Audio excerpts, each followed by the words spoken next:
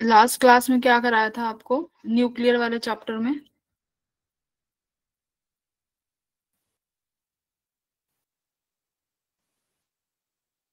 Nuclear density, isotope, isotopes, है ना। आज बाइंडिंग एनर्जी शुरू करेंगे, ठीक है।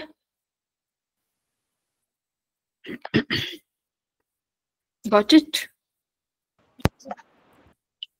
Yes ma'am. तुम्हें किसी चैप्टर टॉपिक में कुछ डाउट है?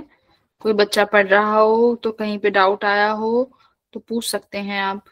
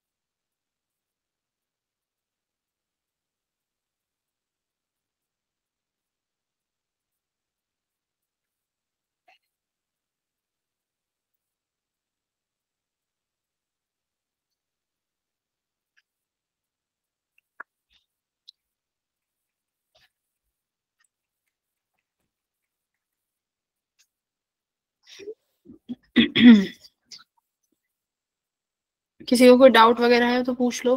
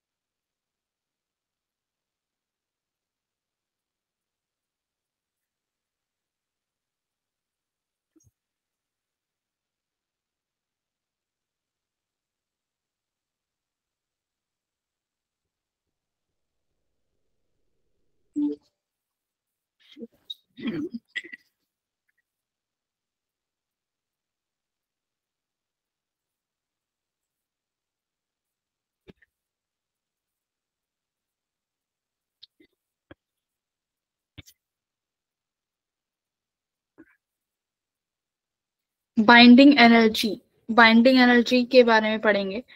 तो बाइंडिंग एनर्जी के बारे में मैंने तुम्हें कुछ छोटा मोटा शायद हल्का फुल्का बताया था। क्या कुछ याद है बाइंडिंग एनर्जी के बारे में, क्या समझाया था मैंने लास्ट क्लासेस में आपको? बाइंडिंग एनर्जी क्या होती है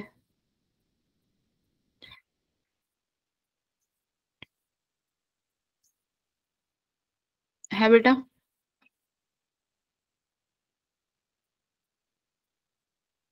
व्हाट इज बाइंडिंग एनर्जी? याद है कुछ बाइंडिंग एनर्जी के बारे में? देखो,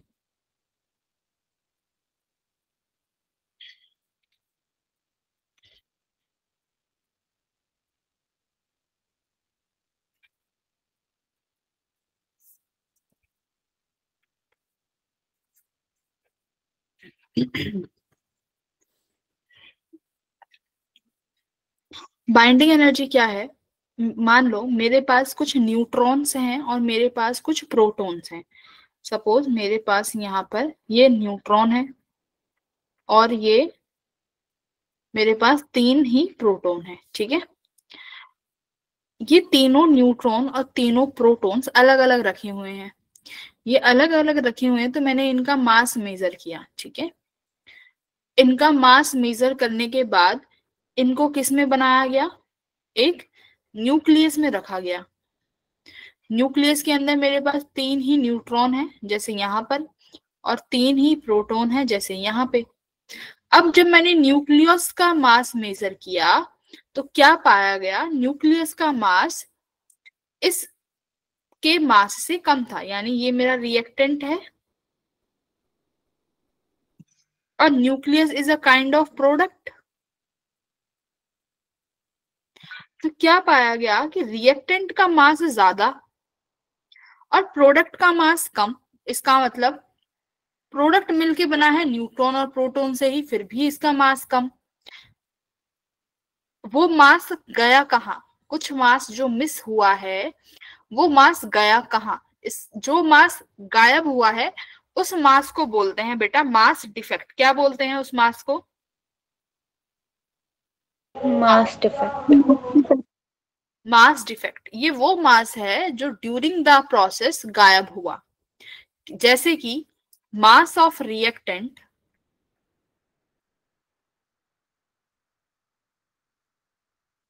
minus mass of product. Reactant में क्या क्या है आपके पास? रिएक्टेंट में हमारे पास क्या क्या है? न्यूट्रॉन और प्रोटॉन, है ना। तो क्या लिखोगे?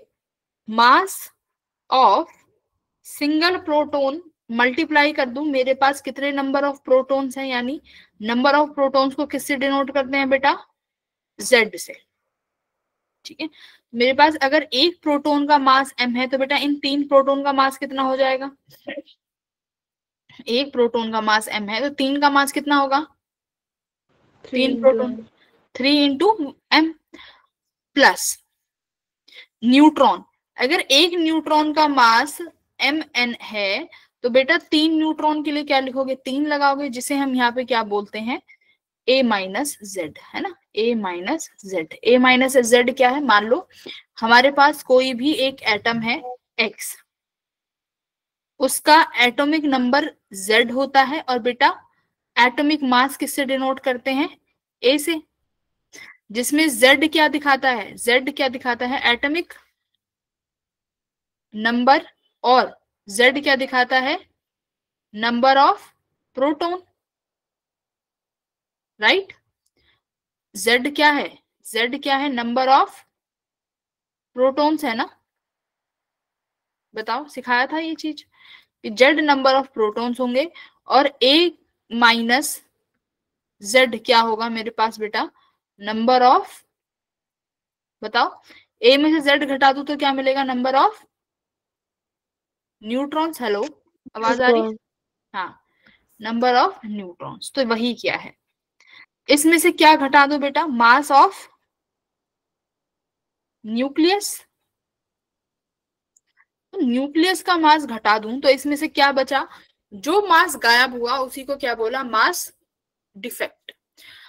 अब बात आई कि जो मास गायब हुआ है वो कहाँ गया, कहाँ यूज हुआ। तो देखो जो मास गायब हुआ वो मास किस में कन्वर्ट हुआ, एनर्जी में। किस में कन्वर्ट हुआ बेटा, एनर्जी में। इसका मतलब जब ये रिएक्टेंट से प्रोडक्ट बना, यानी मेरे न्यूट्रॉन्स और प्रोटॉन अगर अलग अलग बैठे हुए हैं, उनको इकट्ठा करके किस में बना दो, एक न्यूक्लियस में बैठा दो, तो क्या होगा, इस प्रोसेस में कुछ एनर्जी रिलीज होती है। क्या होती है इस प्रोसेस में, कुछ एनर्जी रिलीज। अब जो एनर्जी रिलीज हुई है वो एनर्जी आएगी कहां से, बताओ। एनर्जी जो रिलीज हुई है वो एनर्जी कहां से बनेगी, अपने आप तो पैदा नहीं हो जाएगी एनर्जी। लेकिन हमने क्या पढ़ा है, एनर्जी मास रिलेशन। एनर्जी मास रिलेशन पढ़ा है, जो क्या कहता है, ई किसके बराबर है, mc स्क्वायर। इसका मतलब जो ये मास डिफेक्ट है इसको हम डेल्टा एम से भी डिनोट कर सकते हैं। यानी जो ये डेल्टा एम वाला मास है यही किस में कन्वर्ट हुआ होगा बेटा, यही मास एनर्जी में कन्वर्ट हुआ होगा, हाँ या ना। यही मास किस में कन्वर्ट हुआ होगा, एनर्जी में। अब देखो जितना मास गायब हुआ उतने ही अमाउंट की कॉरेस्पॉन्डिंग में एनर्जी रिलीज हुई होगी, ठीक है।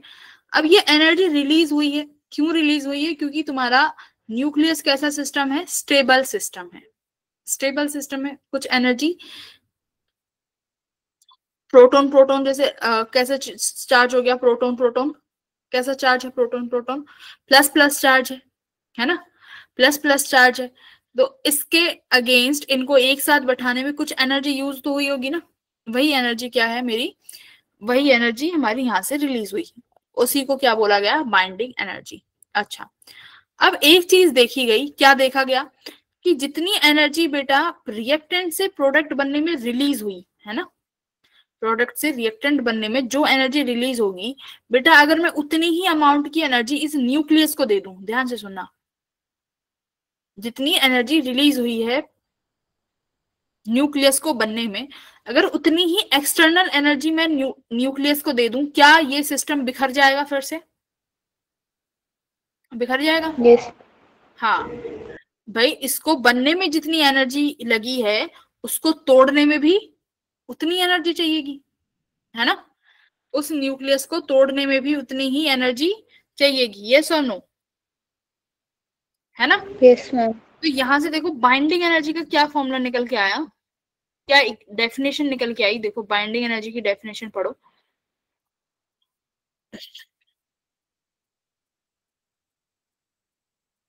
एनर्जी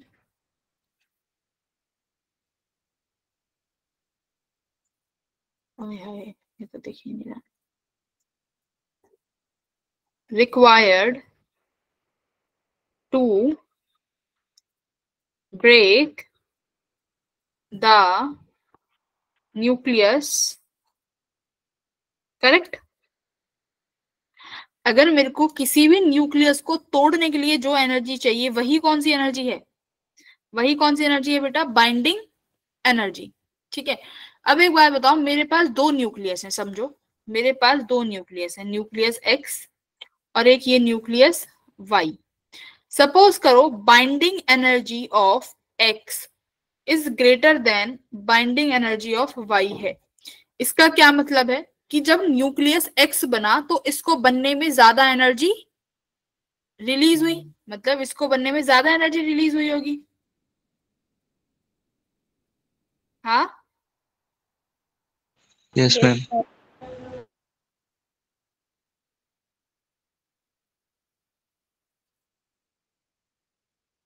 क्या कह रही हूं मैं भाई, बाइंडिंग एनर्जी क्या है कि मेरे पास नंबर ऑफ न्यूक्लियॉन्स पड़े हुए हैं, उनको न्यूक्लियस में बैठा दिया, न्यूक्लियस के अंदर रख दिया, तो कुछ एनर्जी बाहर निकल गई, और वही एनर्जी किसके बराबर है, वही एनर्जी सेम है, मेरे को उस न्यूक्लियस को तोड़ने में कितनी एनर्जी लगेगी। तो एक बात बताओ, अगर मैं कह रही हूं मेरे पास दो न्यूक्लियस है, एक एक्स और एक वाई, एक्स की बाइंडिंग एनर्जी ज्यादा है, इसका मतलब ये है कि एक्स को तोड़ने में ज्यादा एनर्जी लगेगी। ये भी मतलब है कि एक्स के न्यूक्लियस को अगर मैं तोड़ना चाहती हूं तो मुझे ज्यादा एनर्जी की रिक्वायरमेंट है, हाँ या ना भाई? बाइंडिंग एनर्जी की डेफिनेशन पढ़ो, energy required to break the nucleus. Nucleus को तोड़ने में जो एनर्जी चाहिएगी वही क्या है? Binding energy. और ये भी कह सकते हो कि जब न्यूक्लियस एक्स, अब स्टेबिलिटी की बात करूं, इसका मतलब अगर एक्स बना होगा तो एक्स को बनते वक्त ज्यादा एनर्जी रिलीज हुई होगी, ज्यादा एनर्जी रिलीज हुई होगी, राइट? सेम ही चीज है, हाँ या ना? हाँ बोलो। तो एनर्जी रिलीज अगर निकालना हो कि कितना एनर्जी रिलीज हुआ है, कि मैं तुमसे पूछूं बेटा बताओ कितनी एनर्जी रिलीज हुई है, तो आप कैसे बताओगे? सबसे पहले क्या फाइंड करोगे? डेल्टा एम, कि मास डिफेक्ट कितना है, और वही मास डिफेक्ट किस में कन्वर्ट होगा? एनर्जी रिलीज में। सी स्क्वायर से मल्टीप्लाई कर दो। क्या यही एनर्जी रिलीज बाइंडिंग एनर्जी के बराबर है? Yes ma'am. तो बाइंडिंग एनर्जी का भी क्या फॉर्मूला बनेगा? सेम, डेल्टा एम इंटू सी स्क्वायर। बोलो समझ में आया?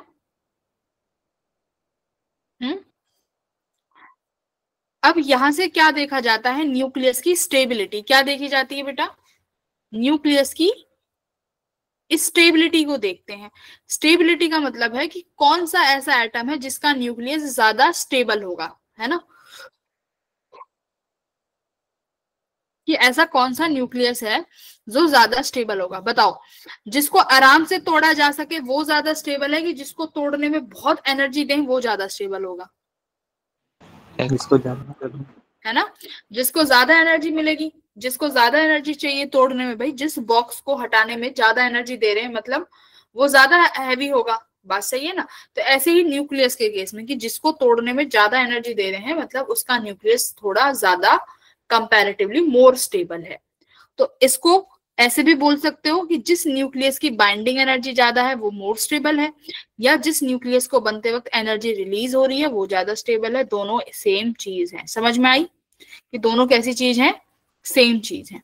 अब एक चीज देखो, अब मैं मानती हूं कि बेटा हमारा एक न्यूक्लियस का फॉर्मेशन हुआ, उस न्यूक्लियस के फॉर्मेशन के वक्त जो मास डिफेक्ट आया ना, मास डिफेक्ट, वो कितने का आया?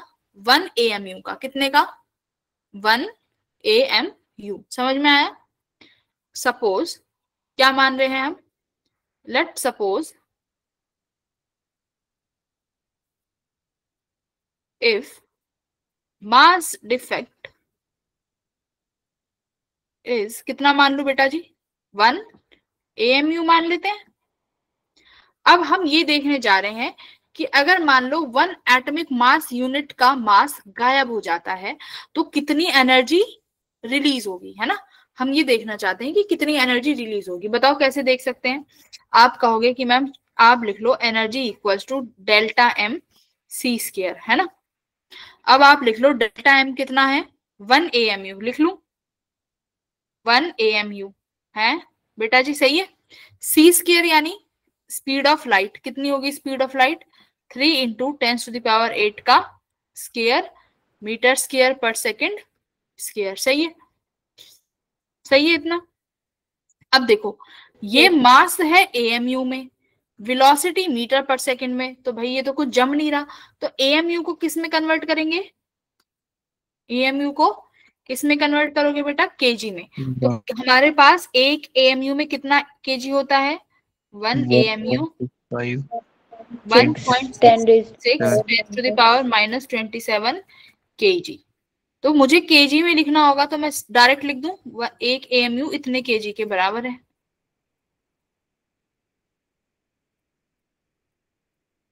अब बताओ केजी मीटर स्क्वायर पर सेकंड स्क्वायर किसकी यूनिट हो गई अब एनर्जी में? जूल्स में आ गया ये,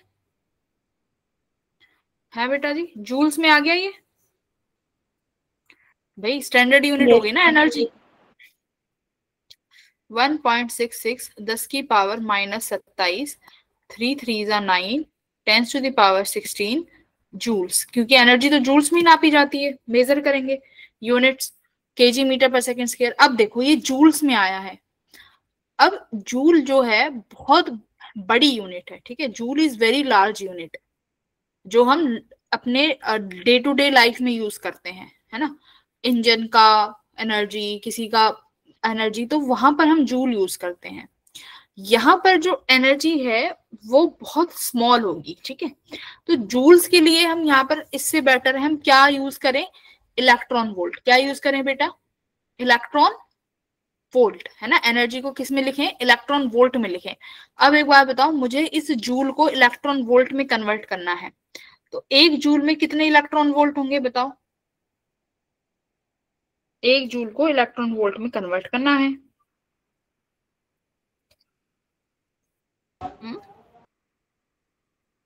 मैंने तुम्हें ये करा दिया था क्या, नहीं कराया ना, ये करा दिया था, करा दिया था। यस क्वेश्चंस भी करा दिए थे मैंने तुम्हें।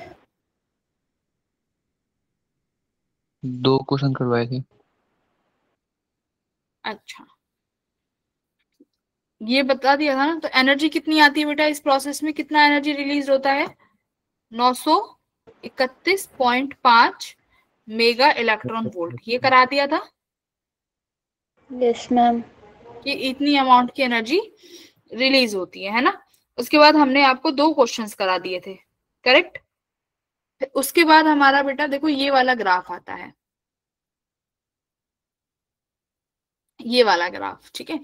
ये ग्राफ किस किस के बीच का ग्राफ है, एक्स एक्सिस पे है बाइंडिंग एनर्जी पर न्यूक्लियन। मैंने पर न्यूक्लियन वाली एनर्जी भी बता दी थी ना आपको, करा दिया था ना।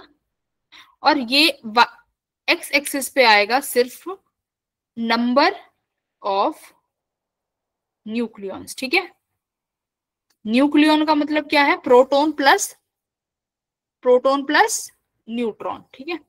तो वाई एक्सिस पे बाइंडिंग एनर्जी है पर न्यूक्लियन की, मतलब एक न्यूक्लियन को या तो प्रोटॉन या एक न्यूट्रॉन को न्यूक्लियस से बाहर निकालने के लिए कितनी एनर्जी चाहिए, वही क्या है, बाइंडिंग एनर्जी। बेटा आयनाइजेशन एनर्जी क्या होती है बताओ एक बार, केमिस्ट्री में आयनाइजेशन एनर्जी क्या पढ़ते हो, कि एक इलेक्ट्रॉन को उसकी शेल से बाहर निकालने में कितनी एनर्जी चाहिए, है ना,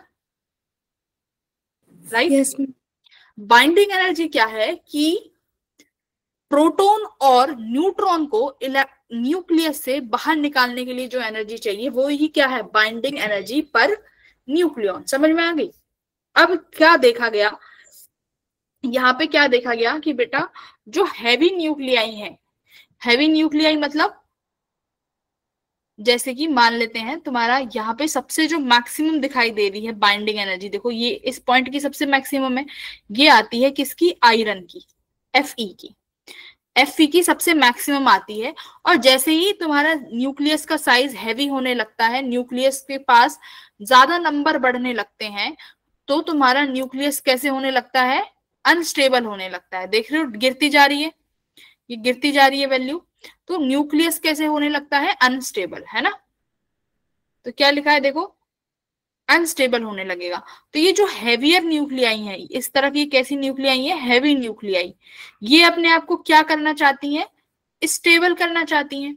और ये अपने आप को स्टेबल करने के लिए क्या करेंगी बेटा, हैवी न्यूक्लियाई अपने आप को स्टेबल करने के लिए क्या करेंगी, ये अपने आप को अपना क्या करेंगी, फिजन करती हैं। क्या करती हैं, फिजन, यानी ये 2 स्टेबल न्यूक्लियाई में कन्वर्ट हो जाती हैं। तो हेवी न्यूक्लियाई फिजन करती हैं और ये किस न्यूक्लियाई में बदलना चाहती हैं, ये वाली न्यूक्लियाई, जो कि कैसी न्यूक्लियाई है, स्टेबल न्यूक्लियाई। कैसी है, स्टेबल न्यूक्लियाई।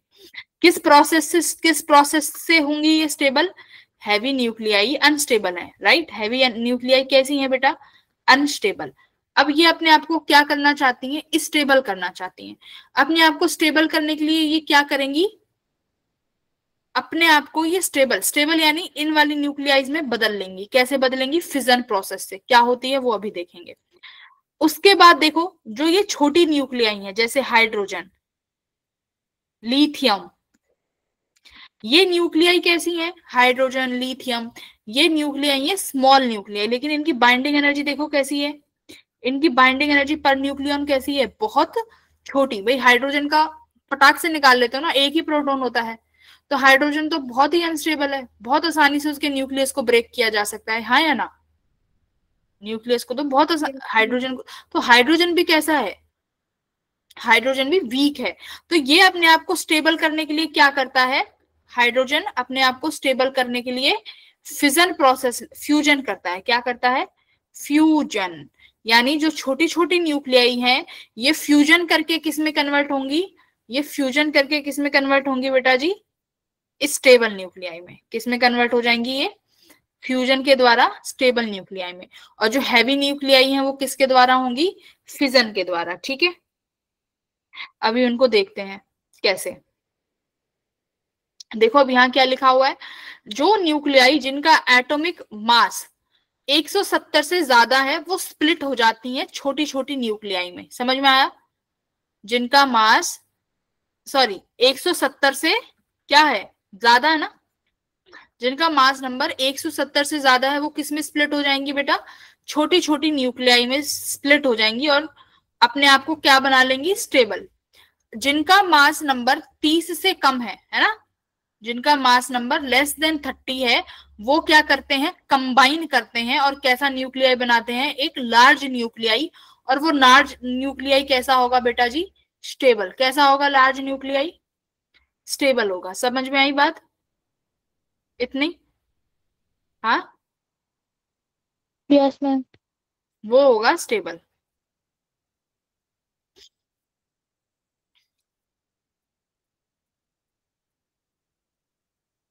तो देखो क्या लिखा हुआ है, लार्ज न्यूक्लियस। लार्ज न्यूक्लियस क्या दिखा रहा है? हमारे पास बीच में न्यूक्लियॉन्स होंगे और range of the nuclear forces होगी। न्यूक्लियर फोर्सेस होगी। अब देखो न्यूक्लियर फोर्स एक रेंज तक ही एक्ट करता है। बात समझ में आ रही है?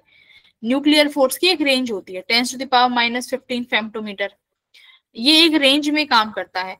लेकिन जैसे जैसे न्यूक्लियस का साइज बढ़ता जाएगा तो तुम्हारे इलेक्ट्रॉन्स तो इससे बाहर जाते चले जाएंगे, सॉरी न्यूक्लियॉन्स। तो देखो क्या लिख रहा है, small nucleus plus small nucleus किस में कन्वर्ट हो जाएंगे? Fission process. फिजन में फ्यूजन क्यों दिखा दिया? हाँ, एक लार्ज न्यूक्लियर किस में कन्वर्ट हो गया? स्मॉल न्यूक्लियस और स्मॉल न्यूक्लियस में। तो एक बड़ा न्यूक्लियस दो छोटे छोटों में बट गया, ये होती है फिजन। बात समझ में आ रही है? इसको थोड़ा सा डिटेल में पढ़ते हैं। फिजन फ्यूजन अच्छे से नहीं समझा रहा। हम्म,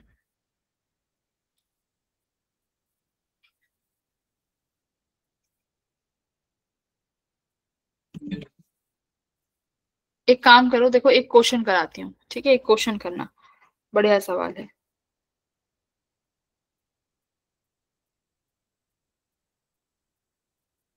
तो इस ग्राफ से तुम्हें क्या पता चला? इस ग्राफ से हमने ये देखा कि जिनका एटॉमिक नंबर किससे ज्यादा है, 80 से ज्यादा होगा, ठीक है, वो क्या करेंगे? बाइंडिंग एनर्जी पर न्यूक्लियॉन क्या होती चली जाएगी? डिक्रीज होती चली जाएगी, ठीक है। अब बाइंडिंग एनर्जी डिक्रीज होती चली जाएगी तो न्यूक्लियस कैसा हो जाएगा? अनस्टेबल। एंड अगर एटॉमिक नंबर 230 पहुंच जाता है तो इसके लिए बाइंडिंग एनर्जी पर न्यूक्लियॉन क्या हो जाती है? सबसे मिनिमम हो जाती है, जो कि कितनी है? 7.6 मेगा इलेक्ट्रॉन वोल्ट, ठीक है। तो सेकंड क्या लिखोगे? Nuclei are heavy and unstable. Nuclei heavy हो जाएगी और अनस्टेबल हो जाएगी। So they try to gain stability. तो वो स्टेबिलिटी लेना चाहती हैं। तो स्टेबिलिटी कैसे लेना चाहेंगी? Through fission and fusion. वो अभी हम देखेंगे कि फिजन एंड फ्यूजन है क्या, सही है। थर्ड, सबसे ज्यादा स्टेबल न्यूक्लियाई कौन सा है?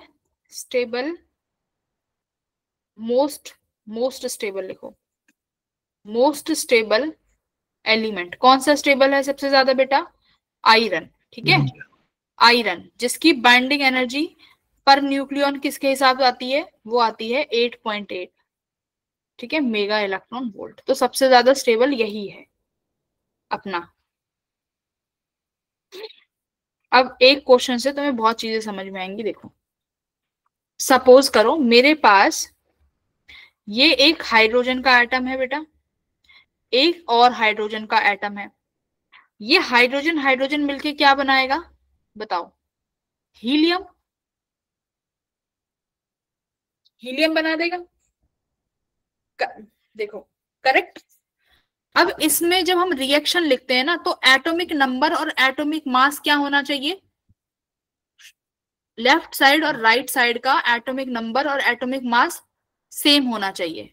देखो, अब जो मेरा ये ए है और बी है और सी है, ठीक है। ए का देखो 2 है एटॉमिक मास बेटा, बी का 2 है, तो यानी लेफ्ट साइड पे मेरे पास टोटल मास कितना है? 4। तो राइट पे भी कितना होना चाहिए? 4, तो 4 है, ठीक है। अब ऐसे ही नंबर देखो, यहां पर एटॉमिक नंबर 1 है ए के पास, बी के पास एटॉमिक नंबर 1 है, तो सी के पास कितना हुआ एटॉमिक नंबर? 2। तो यानी इक्वेशन बैलेंस हो गई क्या बेटा? इक्वेशन बैलेंस हुई यस मैम। है ना? अब देखो, ये जो हाइड्रोजन था ये कैसी न्यूक्लियाई है? Unstable, right. ये किस में बदल गई? हीलियम में। हीलियम कैसी न्यूक्लियाई है? एक स्टिल स्टेबल है, हाइड्रोजन से तो मोर स्टेबल है।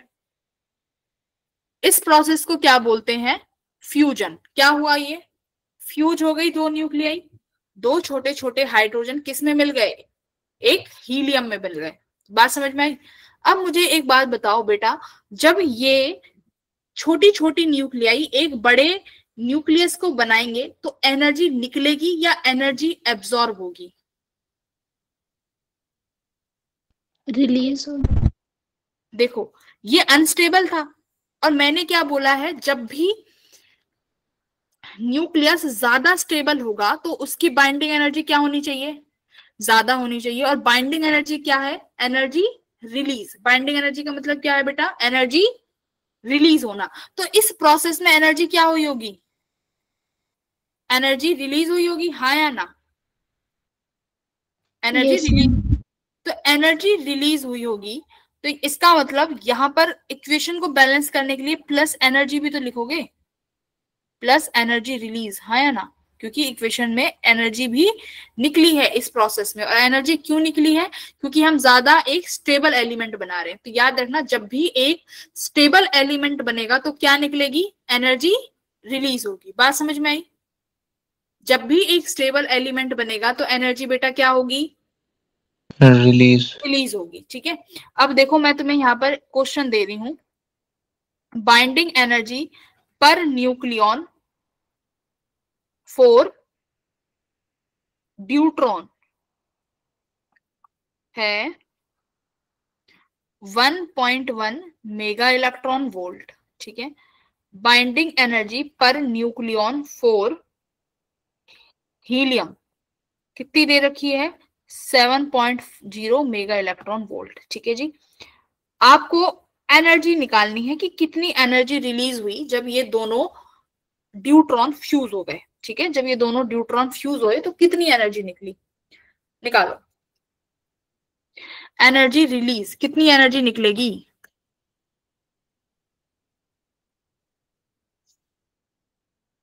तो लेफ्ट साइड और राइट साइड की एनर्जी देखो।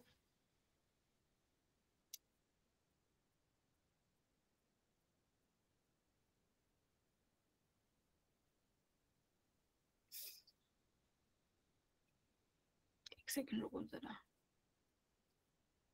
देखो जरा रुको, मुझे क्या हुआ है?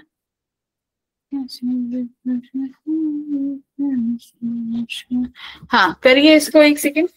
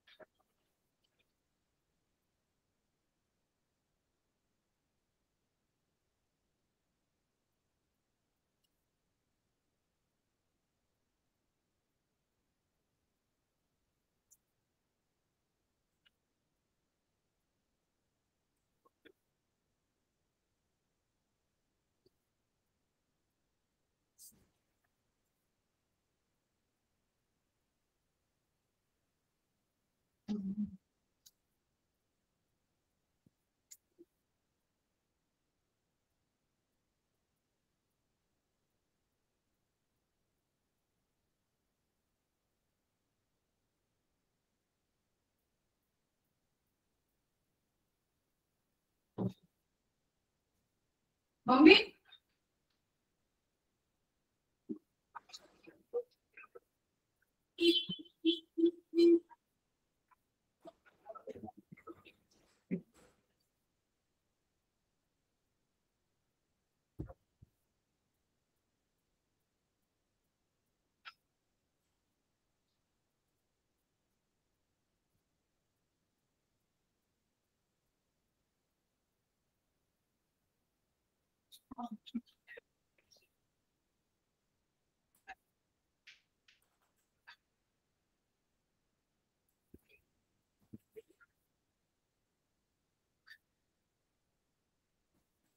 क्या आ रहा है बेटा?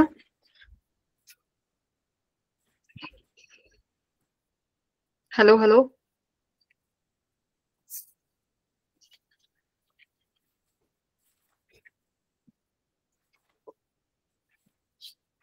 क्या आ रहा है?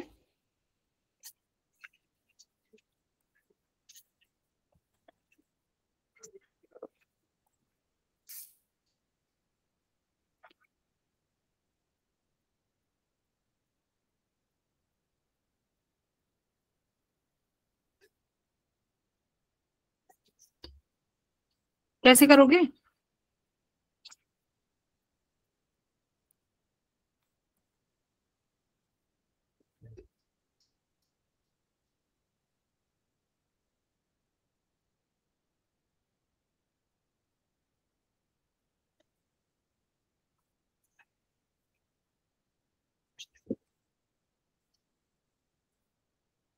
देखो इनिशियली कितने न्यूट्रॉन है? इनिशियली तुम्हारे पास कितने नंबर ऑफ न्यूट्रॉन्स हैं? 4। तो कितनी एनर्जी है इनिशियली? 4 मल्टीप्लाई बाय 1 की। 1 1.1 है, तो कितना हो जाएगा? देखो इनिशियली क्या लिखोगे? इनिशियली कितने कितने हैं आपके पास न्यूट्रॉन? नंबर ऑफ प्रोटॉन्स लिख लो या न्यूट्रॉन्स लिख लो। कितने हैं बेटा? 4 है। 2 और 2 4। हाँ या ना? हम्म। Yes, ma'am.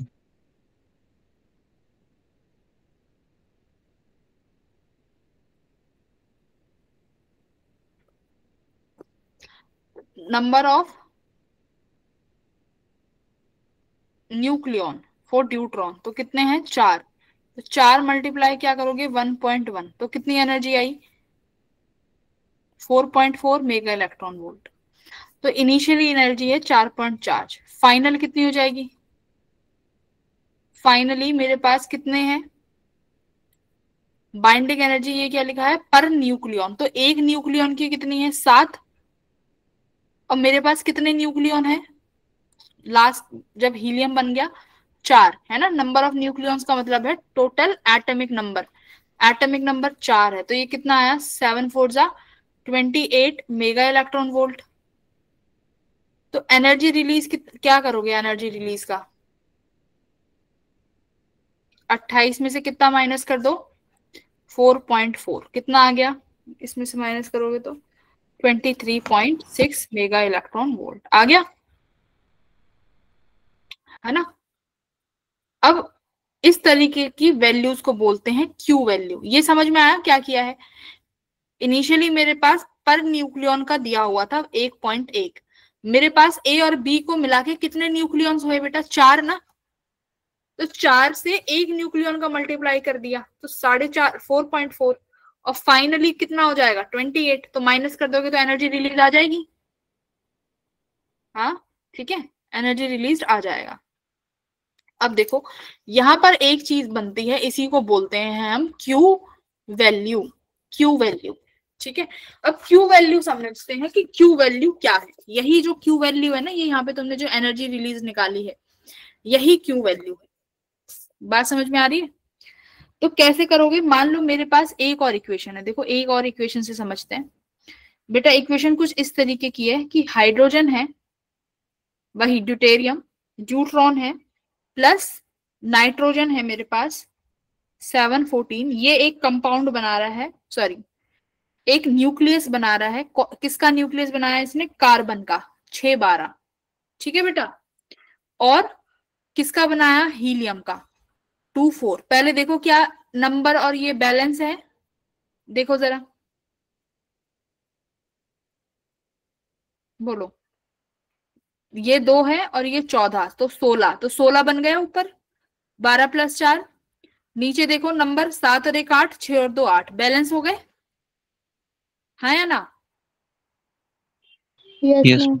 अब देखो मैं क्या लिखती हूँ, यहां लिखती हूँ मास ऑफ न्यूट्रॉन, ये मेरे को दिया हुआ है 2.0141 U। मास ऑफ नाइट्रोजन दिया हुआ है बेटा, देखो कितना, 14.00307, ठीक है जी, इसका भी लिख लो 0.01410, ठीक है, ये दिया हुआ है इसका। अब कार्बन का देखो कि हमारे पास कार्बन का कितना दिया हुआ है, कार्बन का दिया हुआ है 14.00307। हीलियम का मुझे दे दिया है 4.002602 U, दे दिया, ये दिया हुआ है। अब ये भी दे दिया कि जो ये है इसका जो सम बन रहा है, इसका जो टोटल आ रहा है वो आ रहा है बेटा जी 16.0, ध्यान से सुनना, 17176, ठीक है। प्रोडक्ट का जो सम आया वो बेटा आया 16.02602 U। पहले तो ये बताओ कौन बड़ा है, LHS या RHS, देखो बताओ किसका मास ज्यादा है, LHS का या RHS का। LHS। भाई LHS ज्यादा है ना, वो 0 1 है, ये 0 1 हो गया, वो 0 0 है, यानी इसका मास ज्यादा है ना। तो जब इसका मास ज्यादा हुआ तो इसका मतलब क्या हुआ, जब ये फॉर्मेशन हुई तो कुछ मास गायब हो गया, राइट, बोलो, अरे हाँ या ना तो बोलो कि कुछ मास गायब हुआ है ना जब ये प्रोसेस हुई है, क्योंकि तुम्हारा जो प्रोडक्ट बना है उस प्रोडक्ट का मास कम आया है, यस और no. Yes ma'am. Yes ma'am. अब जो ये मास लॉस हुआ है, लॉस्ट मास इज कन्वर्टेड, ये लॉस्ट मास, देखो वो न्यूक्लियस, न्यूक्लियस का तो समझ में आया, अब यहाँ पर ये क्या बन रहे हैं, यहाँ पर ये ऑलरेडी न्यूक्लियस है, जो बाइंडिंग एनर्जी थी ना वहां से इस मास को वो मत करना, जो वहां पर तुम्हारे पास प्रोटॉन और न्यूट्रॉन थे, उन प्रोटॉन और न्यूट्रॉन से क्या बना था, एक न्यूक्लियस, वहां जो एनर्जी रिलीज हुई थी वो थी क्या, बाइंडिंग एनर्जी, क्या थी बेटा, बाइंडिंग एनर्जी। यहाँ पर देखो न्यूट्रॉन और प्रोटॉन नहीं है, यहाँ पर ऑलरेडी क्या है तुम्हारे पास, एक न्यूक्लियस, यहाँ पर 2 न्यूक्लियस से एक नया न्यूक्लियस बन रहा है, तो यहाँ पर जो एनर्जी रिलीज हुई, यानी इस प्रोसेस में तुमने देखा कि there is some mass difference. अब मास डिफरेंस का मतलब है कि एनर्जी कहीं ना कहीं चली गई।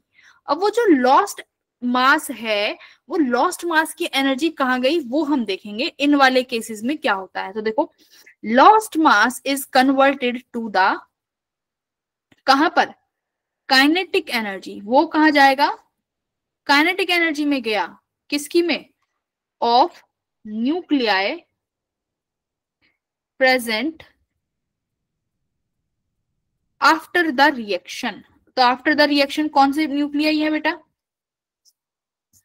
यानी काइनेटिक एनर्जी कैरीड बाय कौन से, कार्बन या कार्बन हीलियम या फिर हाइड्रोजन नाइट्रोजन, किसने ली है energy, kinetic energy carried by carbon and helium, right, यही आया होगा तुम्हारा आंसर भी। अब की बार जो एनर्जी यहां से मास डिफेक्ट की वजह से जो एनर्जी गई, वो एनर्जी कहां गई, काइनेटिक एनर्जी के फॉर्म में गई, कौन ले गया उसको, तुम्हारे प्रोडक्ट यानी कार्बन और हीलियम, ये समझ में आई, बोलो। पहली बात तो ये समझ में आया कि जब ये वाली प्रोसेस होंगी तो यहाँ पर भी मास डिफेक्ट आएगा। मास डिफेक्ट आया, यहाँ पर जो एनर्जी जाएगी वो किस में जाएगी, काइनेटिक एनर्जी की फॉर्म में जाएगी।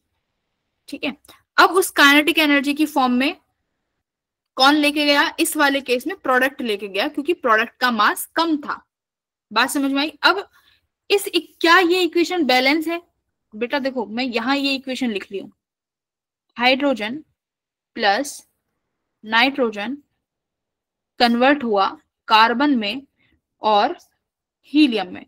क्या ये इक्वेशन बैलेंस्ड है? मुझे सच सच बताओ, is this equation is balanced?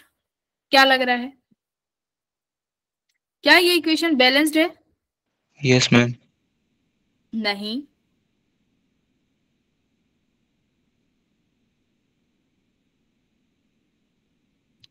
क्यों नहीं है बैलेंस? मास, दोनों का मास तो अलग अलग है। ये तुम्हारा LHS और ये RHS, अभी मास अलग अलग आया था, ऊपर देखो मास अलग अलग था। किसका मास ज्यादा है बोलो? LHS का मास ज्यादा है। तो RHS में अभी RHS में तो मास का डिफेक्ट है, तो उस मास डिफेक्ट को किस में लिखते हैं बेटा, एनर्जी में। तो यहां पर हमें क्या ऐड करनी पड़ेगी, एनर्जी। और जो इस इक्वेशन को बैलेंस करने के लिए जो एनर्जी लिखोगे उसी को क्या बोलते हैं, क्यू वैल्यू। क्या बोलेंगे, क्यू वैल्यू। बात समझ में आई? अब बात समझ में आई? Hello, yes ma'am. हाँ। अब बताओ, जो ये पर्टिकुलर रिएक्शन है जो मैंने यहाँ लिखवाई है, इसमें एनर्जी का रिलीज हुआ है या एब्जॉर्प्शन हुआ है? ध्यान से बताना, एनर्जी का रिलीज हुआ है या एब्जॉर्प्शन हुआ है? रिलीज कब होगी एनर्जी, जब मास डिफेक्ट आएगा, है ना। जब तुम्हारे RHS का मास कम हुआ तो मतलब एनर्जी निकली ना, है ना, एनर्जी निकली ना। तो एनर्जी क्या हुई है इस प्रोसेस में, एनर्जी रिलीज हुई है। क्या हुई है बेटा, एनर्जी रिलीज हुई है। तो क्या ये भी बता सकते हो कितनी एनर्जी रिलीज हुई है, बोलो। Hello, Q.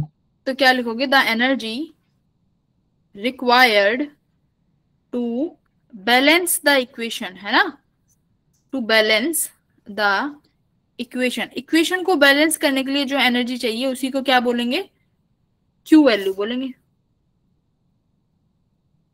Is Q value. समझ आ गई चीज, समझ आ गई बेटा? क्यू वैल्यू क्या है, इक्वेशन को बैलेंस करने के लिए। अब यहां पर क्या लिखोगे, पहली चीज,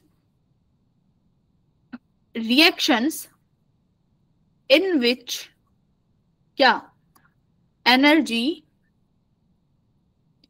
इज रिलीज, जहां पर एनर्जी रिलीज होंगी वो वाला क्यू कैसा होगा, reactions in which energy is release, Q value कैसी आएगी बेटा, क्यू वैल्यू इज पॉजिटिव। यहां पर कैसी आई है, पॉजिटिव आई है ना। और ऐसी रिएक्शंस कैसी रिएक्शंस होंगी, एक्सोथर्मिक। एक्सोथर्मिक रिएक्शन में एनर्जी रिलीज होती है कि एब्जॉर्ब, एक्सोथर्मिक में एनर्जी बाहर निकलती है। हाँ, तो ऐसे रिएक्शन जिनसे एनर्जी बाहर निकलेंगी वो एक्सोथर्मिक रिएक्शन होंगी, उनके लिए क्यू की वैल्यू पॉजिटिव होगी। बात इतना समझ में आया? और जो एनर्जी निकलेगी वो कब निकलेगी, जब मास डिफेक्ट होगा, यानी LHS का मास ज्यादा और RHS का मास कम। ये समझ में आ गया इतना? ये बताओ पहले मुझे, है हेलो, क्लियर? अब मैं तुमसे कहूं कि बेटा ऊपर वाले इक्वेशन के लिए क्यू वैल्यू बता दो, तो फटाफट से तुम क्यू वैल्यू नहीं निकाल सकते? Q value for above equation क्या फॉर्मूला होगा, delta M C square, correct. क्या डेल्टा M निकाल नहीं सकते? तुम्हारे पास देखो LHS और RHS दोनों का सम है 16, इसमें से मैं माइनस कर दूं क्या, देखो इसमें से मैं माइनस कर दूं 16.0022602, क्या यही मेरा डेल्टा M होगा? 6 में से 2 गए 4, 7, कितना बचेगा ये देखो 0.0 1 4 5 7, देखो बेटा यही आएगा क्या, माइनस कर दे। क्या यही डेल्टा एम है, क्या यही डेल्टा एम है, लॉस्ट मास यही होगा ना। तो डेल्टा एम क्या होगा, कैसे लिखोगे delta M, mass of LHS minus mass of RHS, यही होगा ना, कर लेंगे और C स्क्वायर से मल्टीप्लाई कर दोगे। बात समझ में आ गई इतनी? Yes ma'am.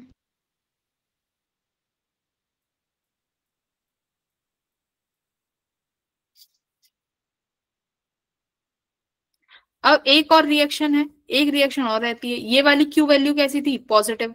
एक एग्जांपल आता है नेगेटिव क्यू वैल्यू का। कैसी वैल्यू का, नेगेटिव क्यू वैल्यू। देखो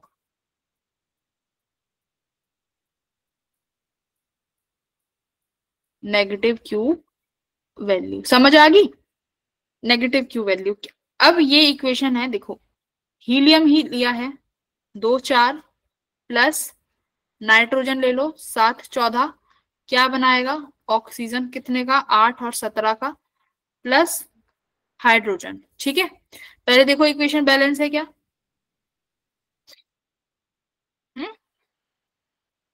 इक्वेशन बैलेंस है। No ma'am. मास से देखो, मास से 14 और 4 No, ma'am. 18, 17 और 1 8, 7 और 8 9 और 8 1 9। अभी तक मतलब मैम नंबर और मास नंबर तो बैलेंस है। अब बात करते हैं एनर्जी की, क्यू वैल्यू की। ठीक है, देखो ये जो मास है LHS का, इसका मास दिया हुआ है हमें बेटा जी, लिखिए 18.005676 U। RHS का जो बेटा मास दिया हुआ है हमें, वो दिया हुआ है, लिखिएगा 18.006958 U। बताओ LHS का मास ज्यादा है कि RHS का?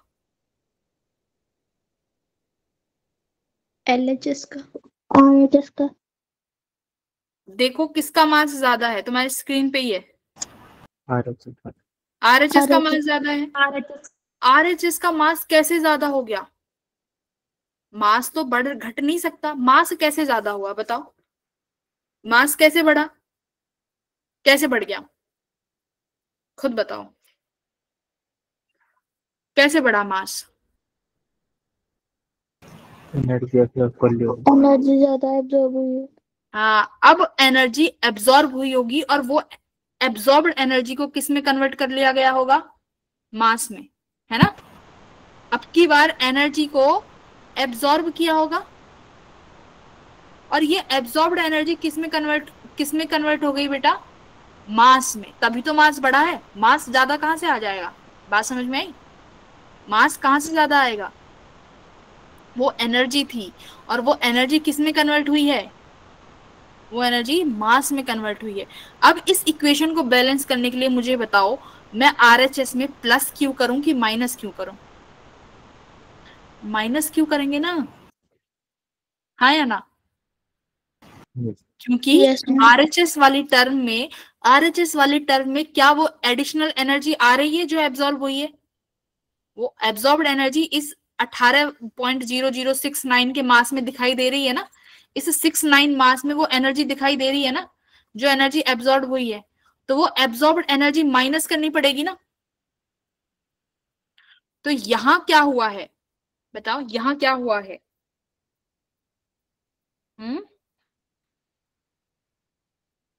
Absorption of energy.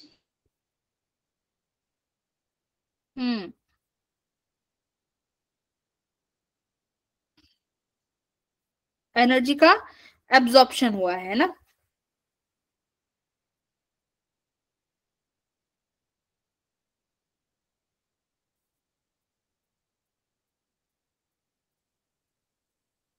तो बस निकाल लोगे। अब यहाँ पर बस याद रखना ये माइनस क्यू होगा। क्यू क्या निकालोगे, delta M C square. Delta M तो हमें निकालना आता ही है, किसमें से क्या माइनस करना है। अब की बार क्या माइनस करोगे, RHS में से LHS माइनस कर देना। क्या मेरे पास जो एनर्जी आएगी उसको क्या कर देंगे, माइनस कर देंगे। तो ये वाली रिएक्शंस कैसी हैं, एनर्जी एब्जॉर्ब्ड हुई है, तो कैसी रिएक्शन है ये, एंडोथर्मिक। कैसी, एंडोथर्मिक। यानी जो नेगेटिव क्यू वैल्यूज हैं, दीज रिएक्शंस आर एंडोथर्मिक, है ना। Negative Q reactions are endothermic, endothermic reactions. बोलो अब तक कोई कंफ्यूजन किसी भी टॉपिक में?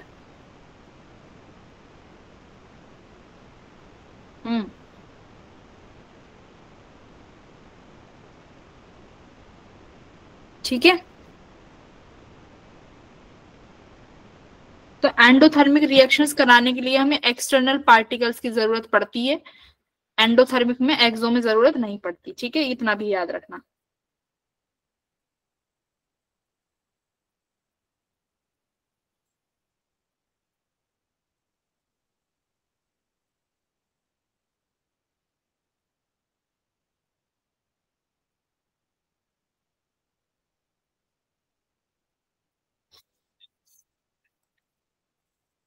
समझ आ गया? Plus Q minus Q question करोगे अब?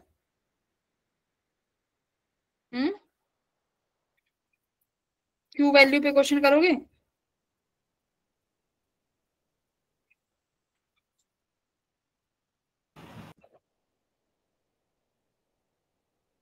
सो रहे हो क्लास में बैठ के?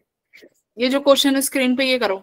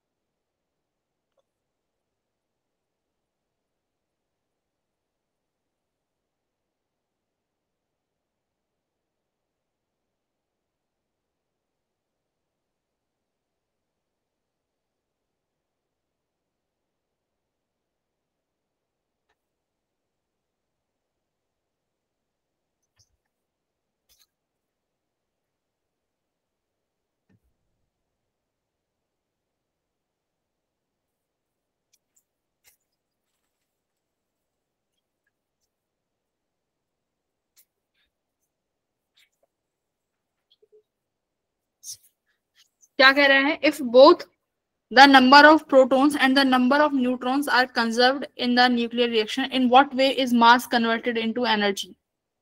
बताओ, अगर नंबर मतलब नंबर तो चेंज नहीं हो रहा, प्रोटॉन और न्यूट्रॉन का देखा था ना अभी, इक्वेशन बैलेंस करी थी, प्रोटॉन का नंबर और ये नंबर्स तो कंजर्व्ड है, तो मास कैसे कंजर्व नहीं है? बताओ मास कैसे कंजर्व नहीं है?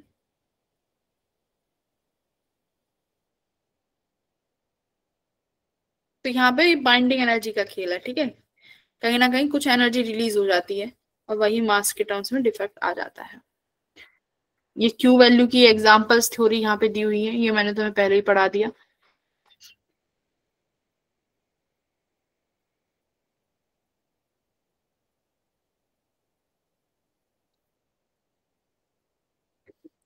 फिर एक बेटा हमारी रिएक्शंस आती हैं, ठीक है, डिकेज। ठीक है, जैसे अल्फा डिके, बीटा डिके, तो ये वाले कुछ इक्वेशंस होती हैं। देखो अल्फा डिके का मतलब है, एक ही लाइन की इक्वेशंस है, जैसे अल्फा डिके। अल्फा डिके का मतलब क्या है कि कोई एक ऐसी रिएक्शन हो रही है जिसमें हमारा क्या निकलेगा, अल्फा पार्टिकल रिलीज होगा। अल्फा पार्टिकल क्या होता है, अल्फा पार्टिकल कुछ नहीं है, बस एक क्या है, हाइड्रोजन है, ठीक है, सॉरी हीलियम का एटम है। सपोज मेरे पास यहाँ पर कोई एक न्यूक्लियस है पी, जिसका एटॉमिक नंबर Z है और एटॉमिक मास कितना मान लेते हैं, A है, ठीक है। इसने एक न्यूक्लियस बनाया D नाम का, और क्या निकलेगा, हमेशा अगर अल्फा डिके है तो बाहर क्या निकलेगा बेटा, हीलियम निकलेगा, ठीक है। यहाँ 2 और ये 4। बात समझ में आई? मुझे बताओ डी का नंबर क्या होगा, डी का मास नंबर और एटॉमिक नंबर। एटॉमिक नंबर कितने से घट जाएगा, 2 से, और मास नंबर कितने से घटेगा, बताओ, 4 से। बात समझ में आया? राइट। तो ऐसे डिकेज जिसमें क्या रिलीज हो, एक हीलियम या अल्फा पार्टिकल रिलीज होगा, उसे क्या बोलेंगे? Alpha decay. क्या बोलेंगे? बोलो। Alpha decay. Alpha decay. ठीक है। फिर आता है beta decay.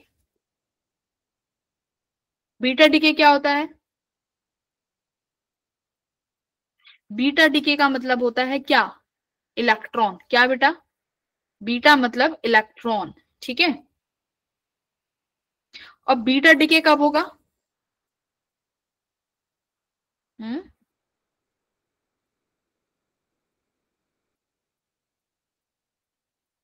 when nucleus is unstable. अगर न्यूक्लियस अनस्टेबल होता है तो हमारे पास बीटा डिके होता है। बीटा डिके में क्या निकलता है? याद रखना, एक इलेक्ट्रॉन निकलेगा। ठीक है। जैसे कि देखो, मान लो मेरे पास यहाँ पर एक एटम, एक न्यूक्लियस था, ये TH, थैलियम का, थोरियम का मान लो। थोरियम का एटॉमिक नंबर था 92, एटॉमिक मास था 146। ये एक स्टेबल एलिमेंट में बनता है। ठीक है। प्रोटेनियम एक स्टेबल एलिमेंट में बनता है, थेलियम का Pa में। और क्या रिलीज करता है? एक इलेक्ट्रॉन रिलीज करता है। बताओ, अगर एक इलेक्ट्रॉन बाहर निकला है तो इलेक्ट्रॉन के पास चार्ज कितना होगा? इलेक्ट्रॉन के पास चार्ज होगा -1। लेकिन इलेक्ट्रॉन के पास मास कुछ नहीं होगा। मुझे अब इस Pa का बताओ बेटा, इस Pa का मास कितना रखूं? बताओ।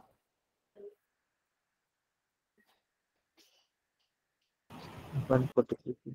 रुको रुको, ये 92 है ना?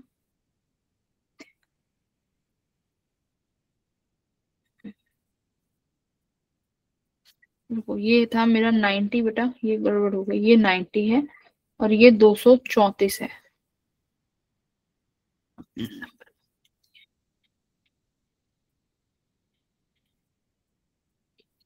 ये 234 हुआ। इस Pa का मुझे मास बताओ कितना होगा? मास में कोई चेंज आएगा क्या? मास में कोई चेंज नहीं आया, 234 रहेगा। एटॉमिक नंबर बताओ। 91। देखो ये 90 है। एक नेगेटिव इलेक्ट्रॉन भी निकला है ना? तो इसको बैलेंस करने के लिए ये 90 ही रहना चाहिए। तो इसका मास नंबर कितने से, एटॉमिक नंबर कितने से बढ़ाना पड़ेगा? 1 से। बात समझ में आई? तो 1 से बढ़ गया ना? तो ये कैसा डिके है? Beta negative. बीटा नेगेटिव का मतलब होता है बेटा इलेक्ट्रॉन। अब तुम्हारे यहाँ पर सबका एंटी पार्टिकल भी होता है। जैसे एनर्जी होती है ना, डार्क एनर्जी, तो ऐसे यहाँ पर हर किसी का एक एंटी पार्टिकल भी है। जैसे कि इलेक्ट्रॉन, इलेक्ट्रॉन का एंटी क्या है? जैसे ये बीटा नेगेटिव है, ऐसे ही मेरे पास एक बीटा पॉजिटिव भी होता है। बीटा पॉजिटिव डिके, इसका मतलब क्या हुआ? इलेक्ट्रॉन निकलेगा, लेकिन इलेक्ट्रॉन का चार्ज कैसा हो जाएगा? प्लस का। कैसा चार्ज हो जाएगा इलेक्ट्रॉन के पास? प्लस का। तो ये, इसे बोलते हैं क्या? पॉजिट्रॉन। क्या बोलेंगे? Positron. Same mass as electron. ठीक है। बट चार्ज कैसा है? Charge is positive. बात समझ में आ गई? और क्या बोल सकते हो? पॉजिट्रॉन क्या है? एंटी पार्टिकल किसका? Anti particle of electron. ठीक है। इलेक्ट्रॉन का एंटी पार्टिकल है।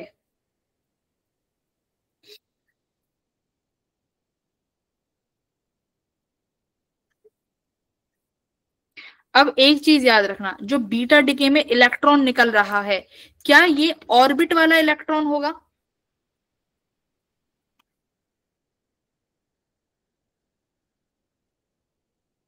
इसको डिटेल में कराना पड़ेगा। पहले अभी थोड़ा मोटा मोटा समझ लो। क्या जो ये इलेक्ट्रॉन्स निकल रहे हैं, क्या ये वो इलेक्ट्रॉन्स हैं जो ऑर्बिट में घूमेंगे?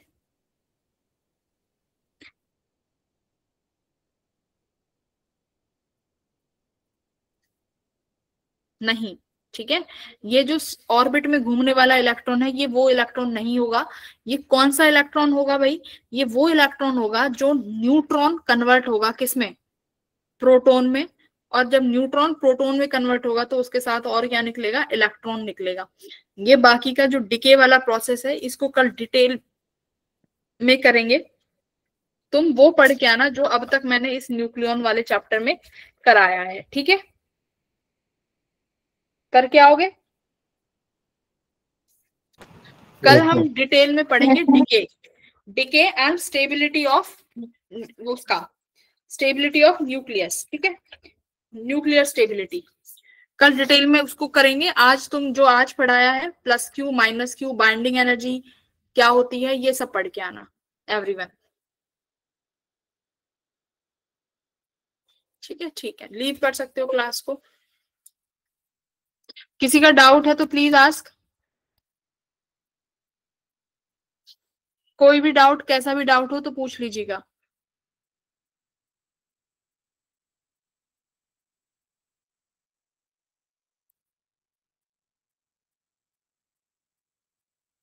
ठीक है then, bye bye, good night everyone.